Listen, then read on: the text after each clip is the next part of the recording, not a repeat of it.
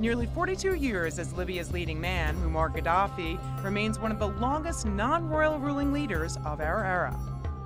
So how exactly did a politically isolated and marginalized regime manage to survive 4 decades? The answer? Oil, and a lot of it. Nearly 95% of export earnings and 80% of government revenue come from the oil sector.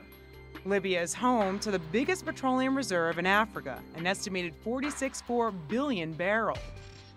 Substantial revenues from the energy sector coupled with a small population give Libya one of the highest per capita GDPs in Africa. But little of this income flows down to the lower orders of society.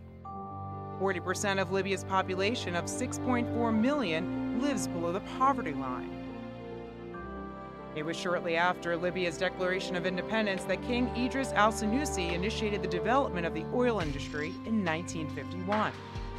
In 1956, Libya granted American companies Exxon, Mobil, and Texas Gulf a concession of 14 million acres in the Sirte Basin. By 1961, King Idris opened a pipeline linking major inland oil fields to the Mediterranean Sea. For the first time, Libyan oil could be exported. King Idris was deposed in 1969 during a military coup by young Colonel Muammar Gaddafi. Upon his arrival, oil companies in Libya were extracting 2 million barrels a day, as much petroleum as Saudi Arabia. Gaddafi nationalized the oil industry, creating the National Oil Corporation. You have no intention of nationalizing ESSO. You have no intention of nationalizing Occidental? Should not be worried about ESSO and Occidental and why? Other. Because we nationalized BB for political reasons. You see? Yeah. We hope this reason will not happen in the future between us and America.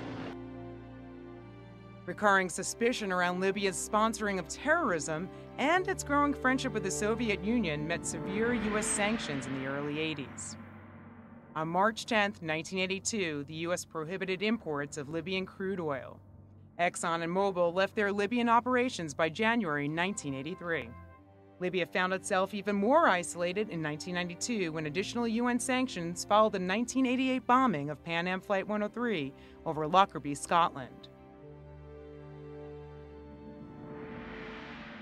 Efforts to reintegrate Libya into the international fold picked up steam after UN sanctions were lifted in September 2003 when Libya announced it would abandon programs to build weapons of mass destruction. الجماهيرية بإرادتها الحرة التخلص من هذه المواد والمعدات والبرامج وأن تكون خالية تماما من الأسلحة المحظورة دوليا.